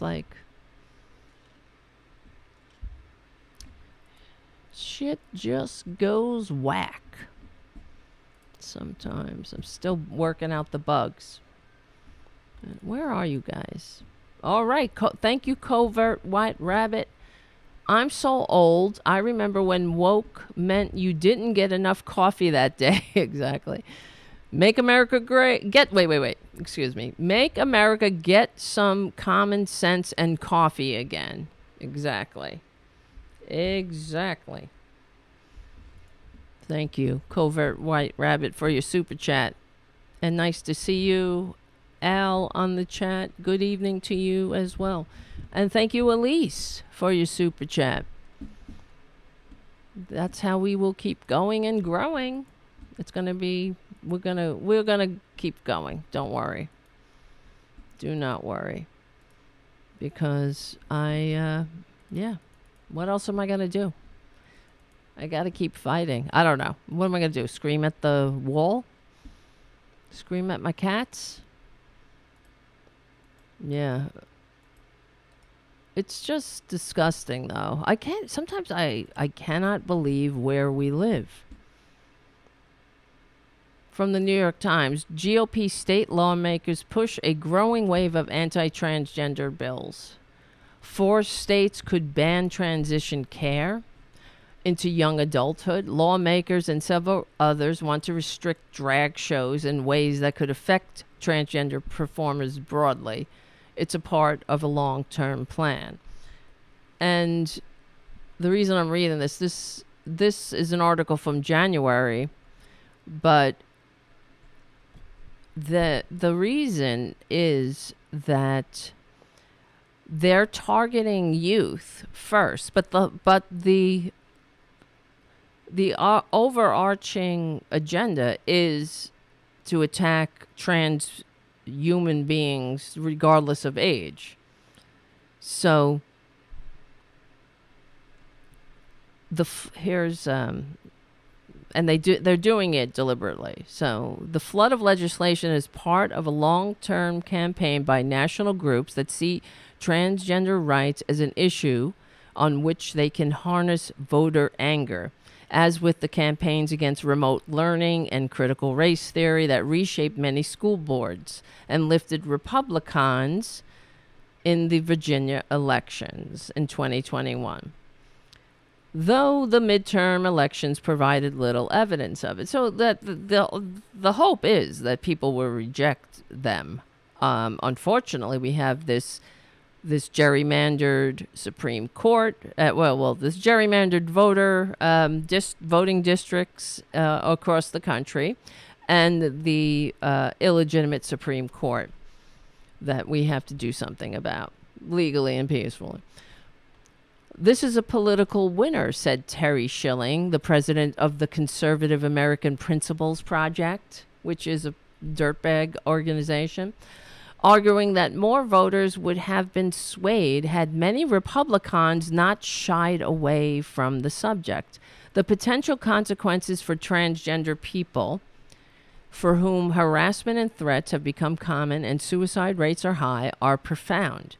Many express a sense that the power of their government is being turned against them as they simply try to live their lives. Well, I thought we were free, right? Where's all the freedom? Republicans hate freedom. Don't you understand? I know you guys understand. I'm just saying. They hate freedom. You're not free. You can't read a book. You can't be who you are. You can't get the help you need. You can't get medical care. You can't, have control over your body in one form or another. You can't have medication that's been around for decades. You can't do this. You can't take a day off. You can't, can't go to a drag show.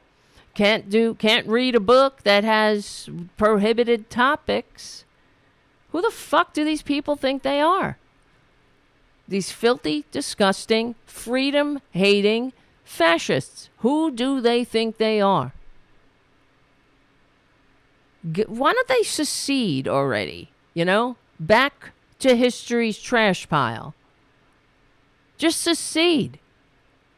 Secede into the dustbin of history where you belong. You're not fit. You're not fit to function in a free democratic society. Go away. Go to Putin's Russia. Go to Erdogan's Hungary. Go to fucking North Korea. With your con man and his perfect fucking phone call. Make a perfect phone call and say, make us some room there in North Korea. And then you could do whatever the hell you want. Praise your dictator. Praise and praise. And when he drops dead, legally and peacefully, you could stand in the streets crying for hours. Like a bunch of North Korean freaks who are, they were afraid to be the first one to stop crying. Can you imagine when Trump dies? That's going to be fun to watch, frankly. I can't wait. We're going to have a show that night. Oh, there's that compassionate, that tolerant liberals again.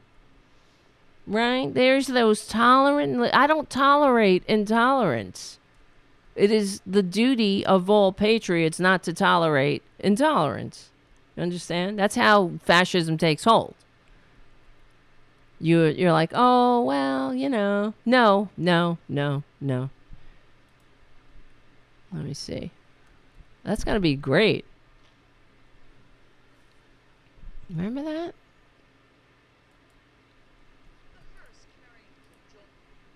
Coffin rolled through Pyongyang's snow-covered through the streets crying. heading for the This is square gonna be the named Trump for rally. his father and the country's founder, Kim Il-sung. People wailed All the and red screamed hats. and beat their chests as the cars passed by. Kim Jong-un. The day's public That's going to be passed fun. by.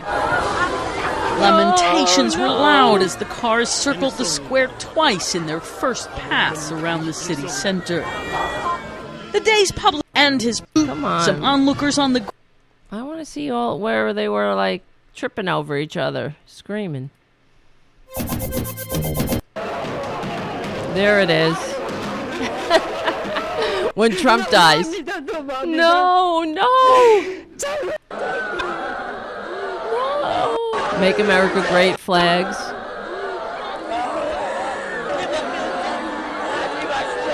Oh, I have to do a video. That is where we put a Trump Trump hats on these assholes.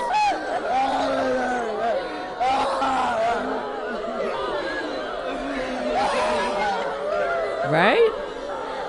Tell me I'm wrong. Tell me I'm wrong. You know it. It's going to be... That's what it's going to look like. It's going to be pretty funny. Yes. Exactly. Unbelievable. But the reason they... but that's the reason they started with attacking youth, trans youth, because it was sort of like the gateway into destroying the trans community in general. That's who they are. You know, that's your wonderful freedom-loving Republicans. And they have crossed into farce. You know, they used to just be barely tolerable, I should say. Now they're tedious. They're a tedious farce. Like, for example, the last show we were talking about that woman who couldn't define the term woke, even though she wrote an entire book on it. Well, she's, an idiot, of course, but I wanted to show you another thing that she wrote. And why these people are being taken seriously is beyond belief. Where the fuck is it? I'm sorry. Blah, blah, blah. Hold on. Come on. Here it is. I couldn't even believe this. She wrote this article. That joker. The clown. What's her name again? The clown who wrote an entire book on woke but couldn't define it. Something Mandel. Oh, what am I saying? It's right in the article. Look at the name of this article. We need to start befriending neo-Nazis. Bethany Mandel wrote this. That's the same one. This clown.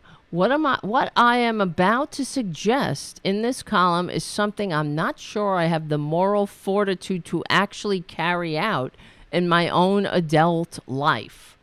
But before I share this, perhaps can you believe this? Perhaps painfully naive idea, I'd like to tell you a story from my childhood. before I tell you, well, why are you even writing, lady? Why don't you, I mean, come on. This is why, these idiots have she's got this platform that somebody gave her space on the Jewish independent nonprofit website, theforward.com, to put this inane musing. What I'm about to suggest in this column is something I'm not sure I have the moral fortitude to actually carry out in my own adult life. But before I share this perhaps painfully naive idea, I'd like to tell you a story from my childhood. Riding the bus one afternoon, a girl in another grade began loudly complaining about our health class teacher. This teacher was the only other Jewish person in our rural upstate New York school besides me. And pretty soon the insults about the instructor turned anti-Semitic. I decided to toy with the girl a bit. Well, I know that. So I played along and volleyed some anti-Semitic epithets of my own.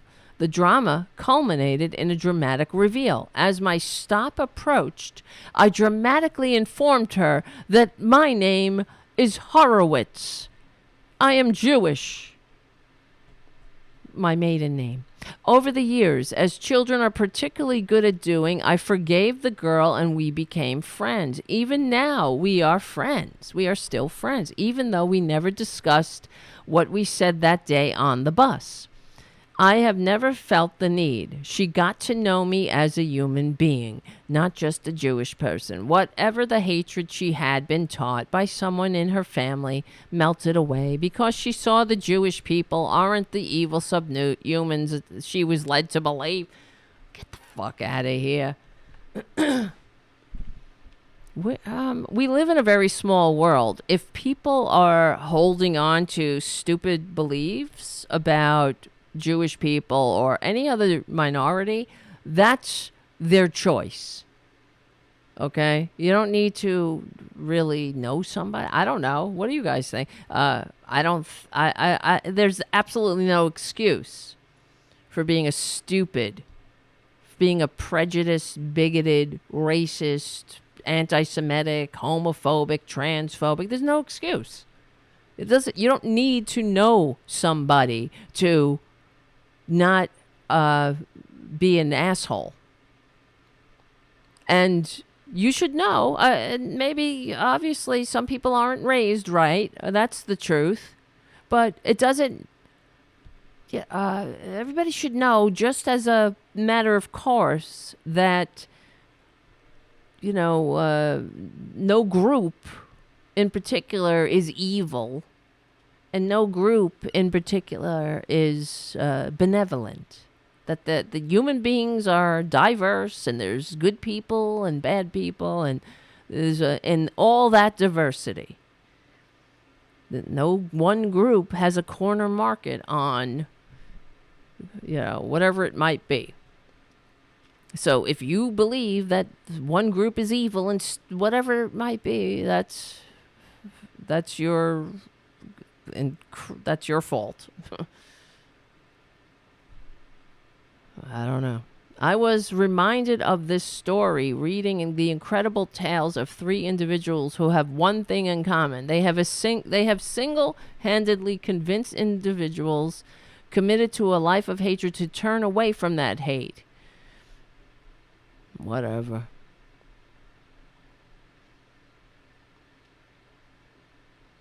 Someone once tweeted, "There is not a single good person who voted for Trump, not one."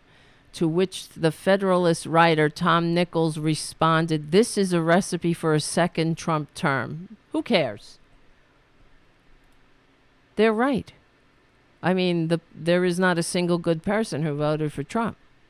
There's something wrong with them. And the sooner we get to the point where Republicans only speak of their support of Trump in shamed whispers, the better humanity will be, don't you think? Oy vey. All right, guys, listen. Thank you for hanging out on Friday night. Thank you for putting up with some of the friggin' computer glitches. We will win. Thank you, Joey Bay, for my shirt tonight, featuring 3 cats.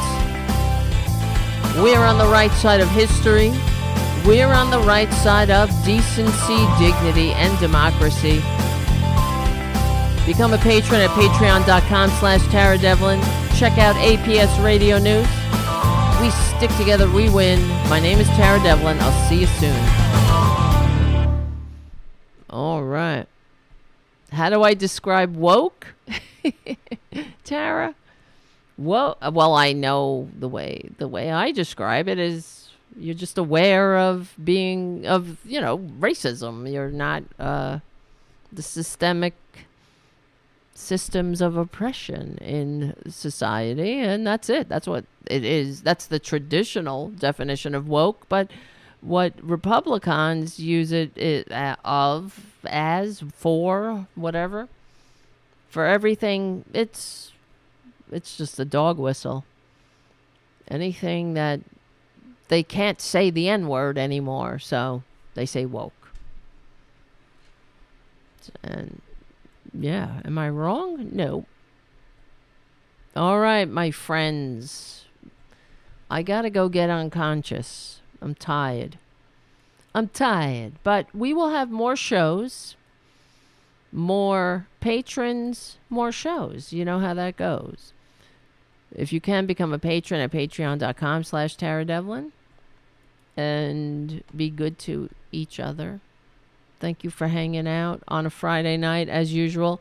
I got to get that YouTube membership thing set up.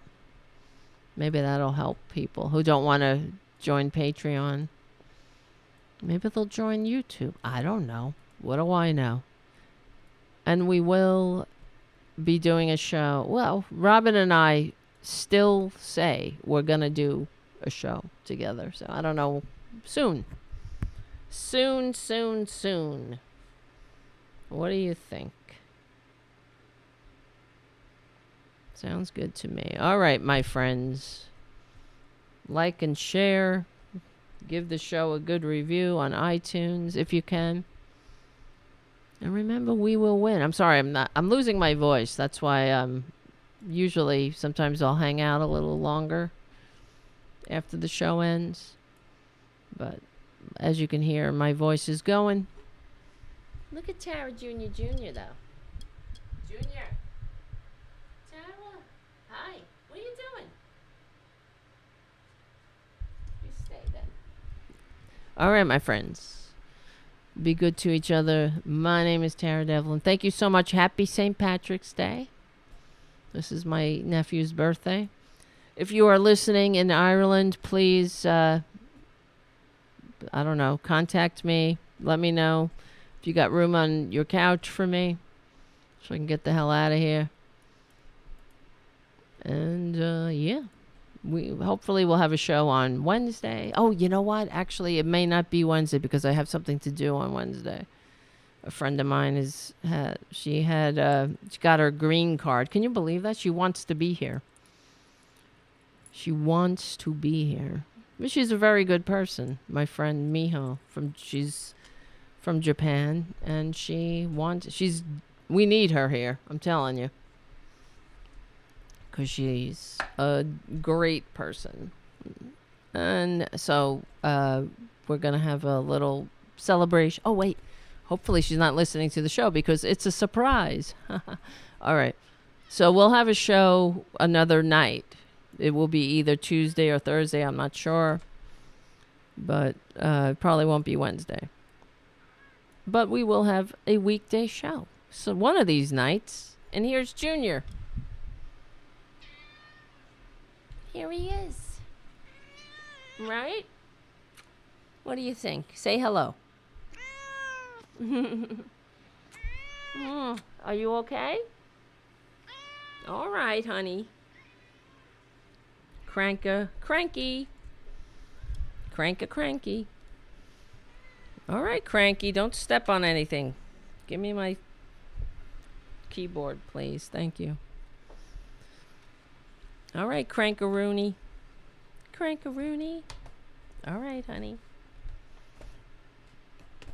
Let's go. All right. We're out of here. My name is Tara Devlin. Thanks again, guys. You're the best. And, well, Poppy is supposed to be on the show soon. She was supposed to be on the show not too long ago, but she had schedule conflict, so we'll get her. We need Poppy. Oh, boy. See, he stepped on the keyboard, and a song started playing. Poppy Champlin, for those who don't know Poppy's last name. All right, guys. Thanks again.